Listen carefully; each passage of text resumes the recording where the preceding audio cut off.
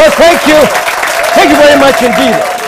I'm embarrassed, but very honest to say that I was very, very surprised when I heard of skate soccer. Apparently, one man has been working on this tirelessly for the last 10 years, and I never knew there was something called skate soccer. Before we begin, take a look at this.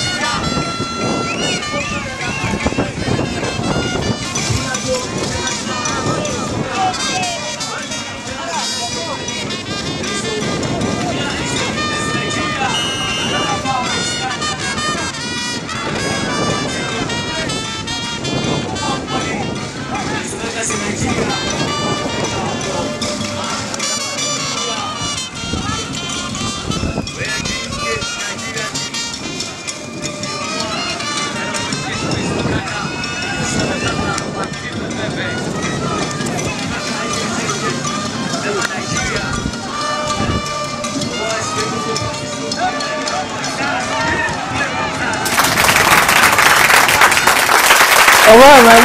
What you've been watching is skate soccer, and it's being organized by the International Federation of Skate Soccer. And the man behind this, who's been working on it for the last 10 years, is going to join us. I'm going to introduce him, and then after that, I introduce one other man who's working with Vena and who are sponsoring them to come together as a team. So first of all, let us welcome Mr. Albert Frimpong. Yay! Boss, well done, well done, well done, well done. Please have a seat, man. And coming right after is Mr. Vena Babu, who is actually the managing director of Interworld Products with Vena, and he is coming here because they are sole sponsors of skate soccer. Mr. Babu. There we go. There, back, there. Please have a seat. Wow. It's good to have you gentlemen here. We're going to take a short break. When we come back, we talk about skate soccer. Stick around, folks. We'll be right back. We're just getting started. The KSM Show will be right back.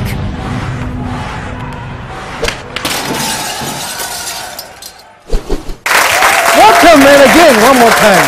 Let me start this way. I have to admit my embarrassment and shame, but I'm also extremely impressed of this whole idea of skate soccer and the people that you are recruiting to help lift up through sports is totally amazing. So, Mr. Frimpong, congratulations. Thank you very much. And Babu, for Vena coming to be the sole sponsor of such a great cause, I also say congratulations. Thank you. Fantastic. So now we'll start with you, Mr. Frimpong. You've been working on this for the last 10 years? Yes, sir. Tell me just a little bit how the whole idea started. From 2005, I set up an organization for sports development, an NGO. But then every time you drive around LWAC, some of the traffic lights, you see these physically challenged people.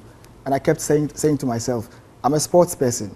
What can I use sports to do to help get them off the street? Wow. I realized I had nothing. I mean, I couldn't afford to do anything, but I still kept thinking about it. Somewhere around 2008, I approached one of them. The rest of them saw me and they all ran away. Oh, really? Because people they thought I was chasing them off the street. Oh, okay. I followed, I kept following, and I got one to talk to him. And I said, my idea is not to chase you off, but to help you eventually. This is what I want to do. I want to use sports to help you. And he agreed, and he called a few of them who were bold enough to come. I told them the same thing, and I asked them, where can I find everybody? And they said they lived on the streets of Accra Central, in front of shops. So we arranged, and one Sunday I went to visit them, and I saw a lot of them sleeping in front of shops. So I told them what I wanted to do, to try and use sports. I had in mind some racing events, and soccer, but they wanted the soccer. They wanted soccer? Yes. Yeah. So we started with the soccer practice, and I had to, I realized people had exploited them for so long. So anything that was 1 CD, they told me was 50 CDs. And I kept pumping in money, and I realized at a point it was finished. Yes, but we kept sustaining the project. People came on board to help in terms of loans, which put me in a lot of trouble.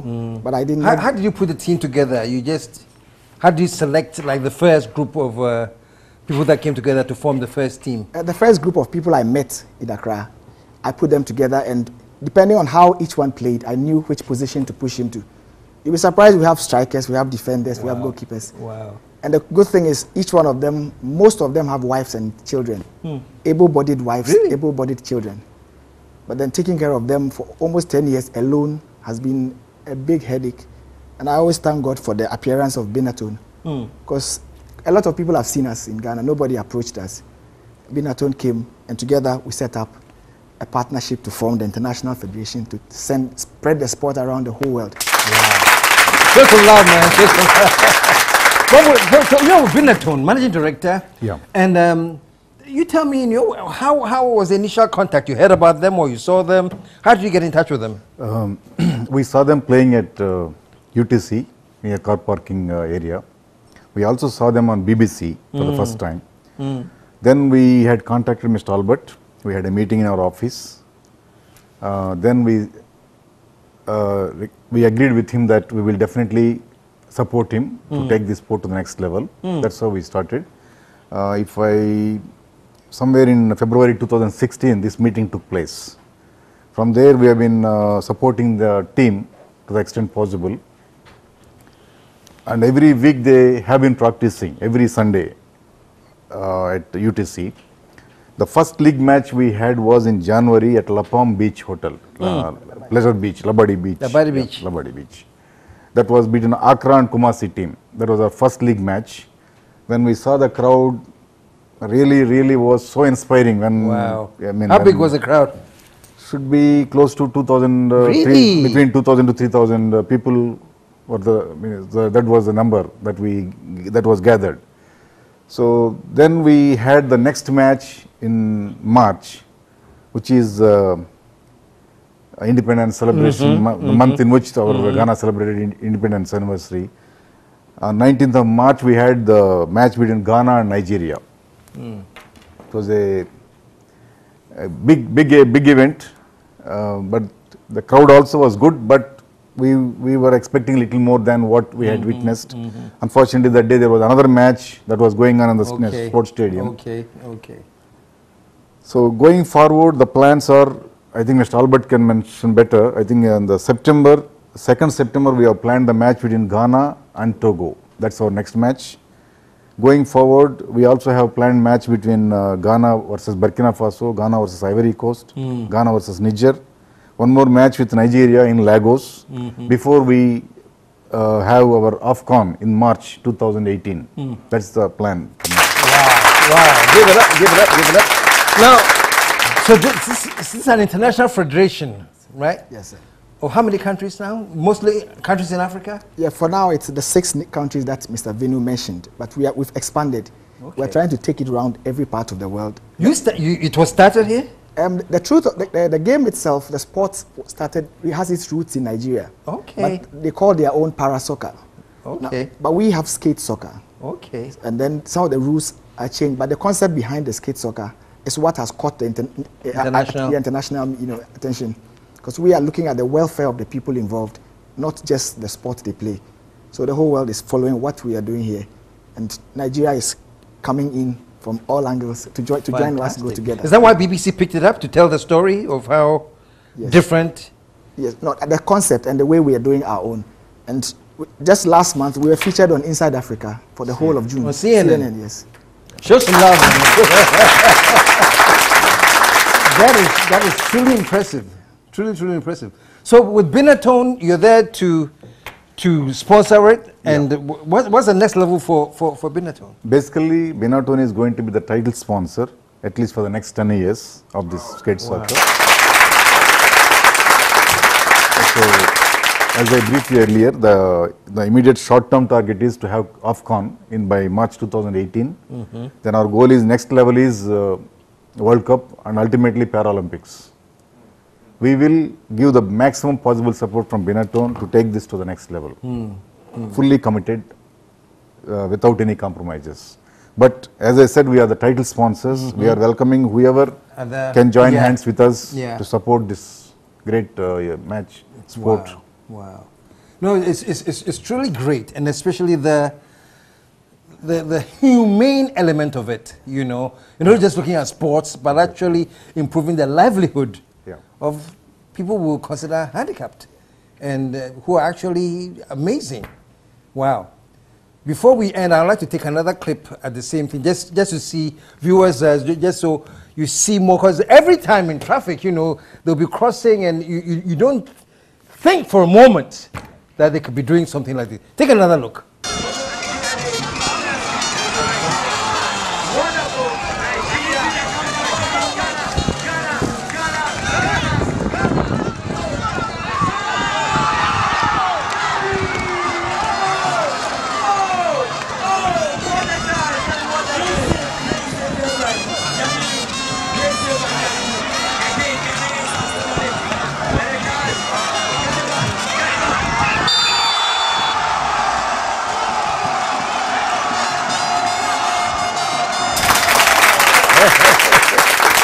Well, it never ceases to amaze me, you know. So, Mr. Frimpong, what struck you? Was it that they were handicapped, that you wanted to create some sports event for them? What was it that... Yeah, what struck me was they're being handicapped and nobody caring about them. As a child, I grew up in Kinshasa, and I saw most of them in Congo, Kinshasa. When they crossed the river Congo, some of them were doing, you know, involved in negative vices. And the way they were handled at the borders, could hold the legs and then raise them up, shake them, and when the things that come out of the pocket, you know, you notice that they are getting themselves involved in things that they don't have to, but they wanted to survive. So back here in Ghana, as an adult, I realized that if I can help them to also, you know, become somebody better, they will not go into that kind of lifestyle. So it's actually fun when you're closer to them. My first time I took them to Nigeria, I went with them tonight. Before we came, we met Binatun. We slept in the same room. Wow. We were in the same room, we slept together, and the Nigerians were asking me, are they like your children? Yeah. One was sitting here, one was sleeping. It was fun. You know, we've become, the bonding is so much, but I just want to help my fellow human beings. Wow. The passion is really remarkable. You're married, I guess? Yes, I am. Yeah? And your wife knows... She supports me a lot. She supports? My mom supports, my twin sister, everybody supports so much. Fantastic. Yeah. Any kids? Yes, one. One? Yeah. Fantastic. Babu, you are married as well? Yes, yeah. Yeah? I'm blessed with 2 kids. 2 kids? Yeah. Fantastic, fantastic. Well, you know, we had to bring you here to celebrate you for great work you're doing, and also to say thank you, you know, because you're reaching out to people who really do need the help. And you're not just helping them, you're just giving them a chance to boost up their confidence that they are a vital part of society and they have a lot to contribute. So for that, we are very, very happy, and we say great, great, great thank you. If there are any words that you want to tell the public or to become aware of, feel free to use the next minute.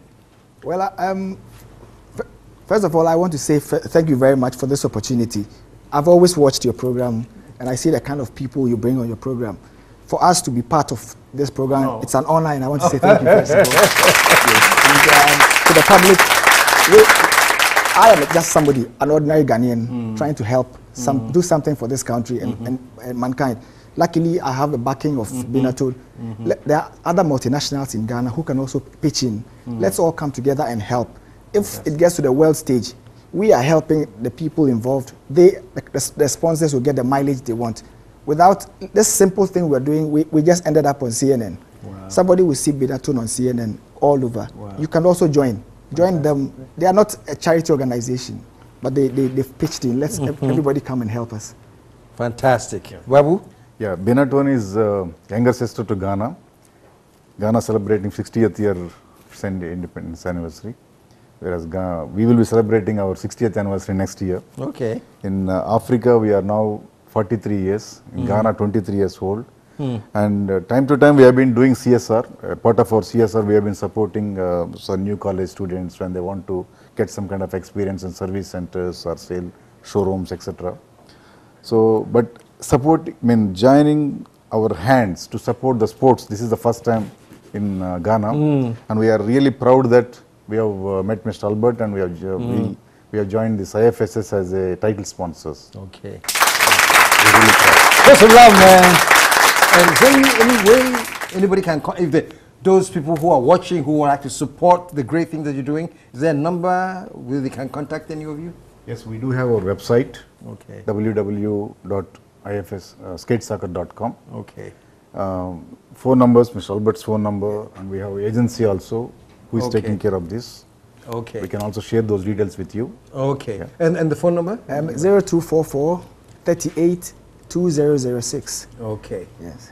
All right. So both the website and the phone number are on your screen right now to contact them, and any support that any of you can give will be greatly appreciated. It's a great cause, and it has a great deal of potential to hit the international stage. When you see CNN and BBC trooping in to do stories, you know they have seen the potential. So let's do all we can to back them. Once again, very, very good. I'll bring you up from here.